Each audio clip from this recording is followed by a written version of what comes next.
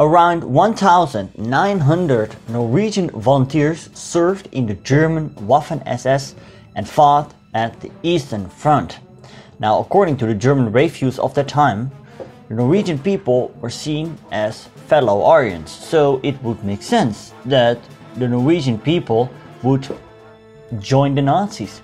Well, they didn't, but some men did, and these formed the Norwegian Legion. Who these men were, what they wore, where did they fight, you're gonna find out in a new formations episode, because in this video I'm gonna talk about the Norwegian Legion, Norway's Waffen-SS volunteers at the Eastern Front of World War II. Stay tuned.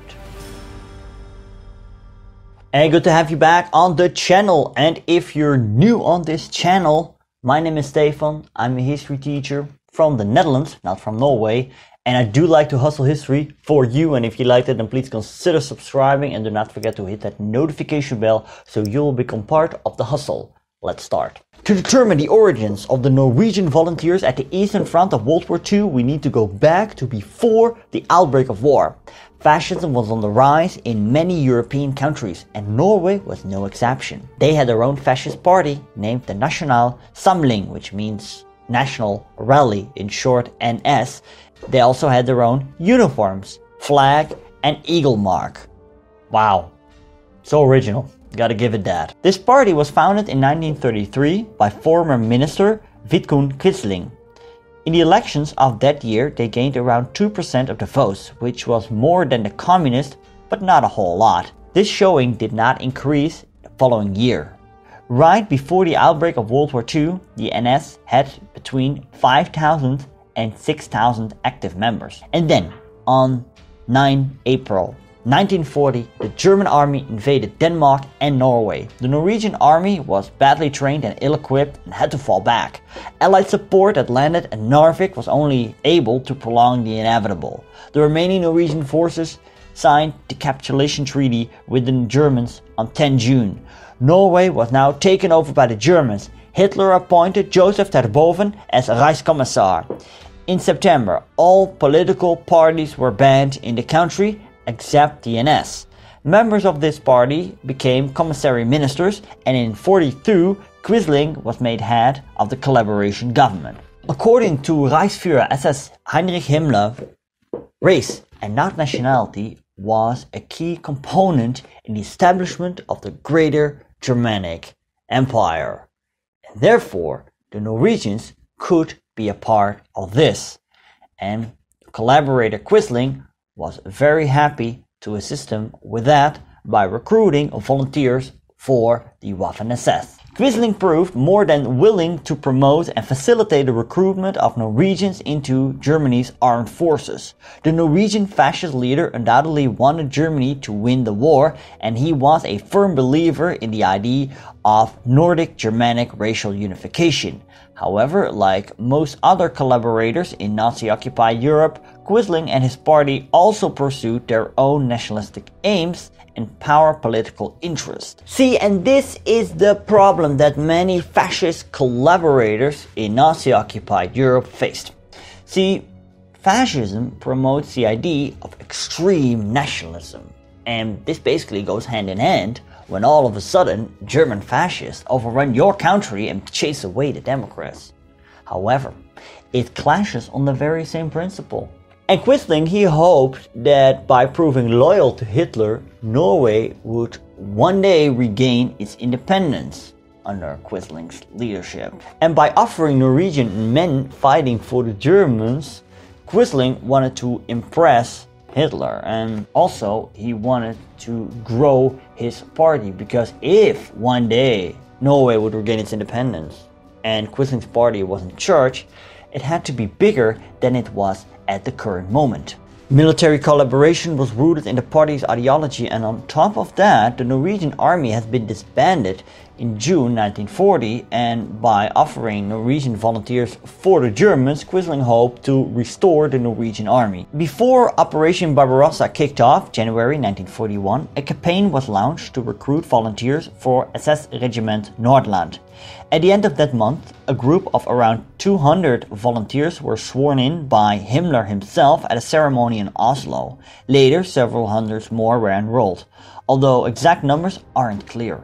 And it is believed almost 300 of them took part in the starting phase of Operation Barbarossa. There, they were not all put in Regiment Nordland, but spread out on various units within the SS Division Viking.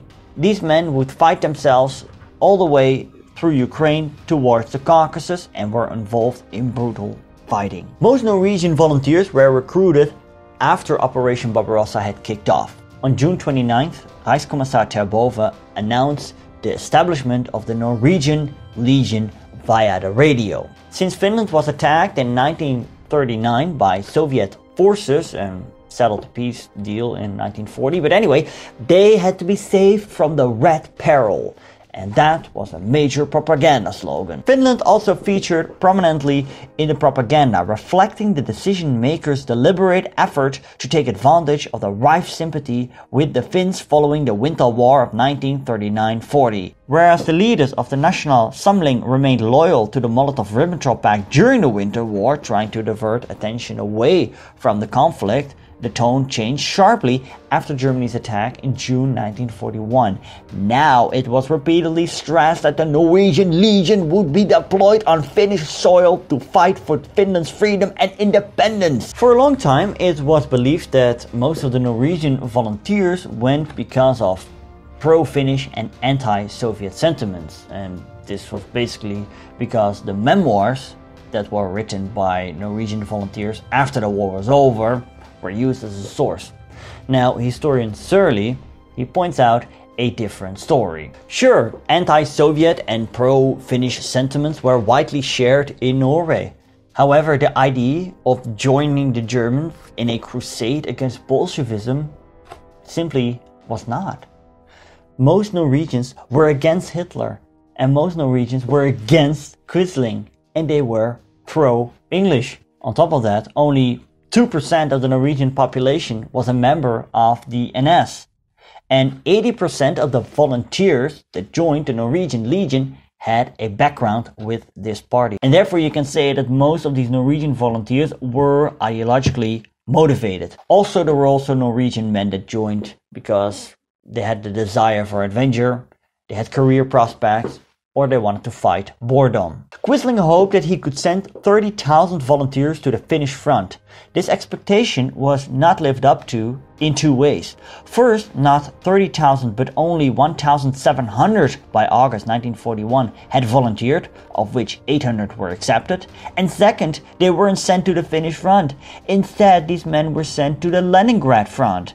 And that was a severe setback for the Norwegians, and was actually the icing on the cake of setbacks, because promises that weren't lived up to were many and already started at the moment these Norwegian volunteers set foot in army barracks. Originally, the volunteers were promised to wear Norwegian uniforms and fight under a Norwegian flag at the Finnish front. As it turned out, they were equipped with German uniforms and insignia and are required to swear an oath of allegiance to Adolf Hitler. Their uniforms did have a Norwegian flag patch on it, as you can see on this photograph. As for the collar patches, well, that's a whole study in and of itself. But what I found out about the Norwegian Legion was that there was a collar patch with a Norwegian line on it. There are pictures of men with equal rank, one wearing the line patch, the other one not. I read that variants with the line facing to the left, with a crown, without a crown, are still subject of research and debate. And also, it shouldn't be confused with the Galician line. Well, if you have any clear thoughts on this, go all out in the comments. When it comes down to weaponry, the Norwegian legionnaires fought with the common German infantry weapons like the K98K, the MP40, the MG34, but were also equipped with captured French weapons like the Hotchkiss machine gun.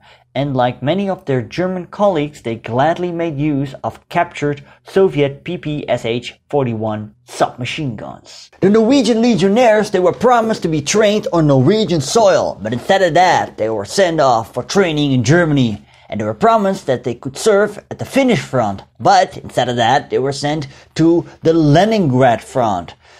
And Quisling and his party lost more and more control over the Legion. Quisling didn't protest because he thought by complying, one day Hitler would give Norway independence under his rule. Yeah, keep on dreaming. The Norwegian legionnaires were dispatched to the southeast of the Volkhov River at the Leningrad Front and ended up in the trenches. Already from the get-go, they were harassed by Soviet snipers, mortars, artillery, and nightly raids.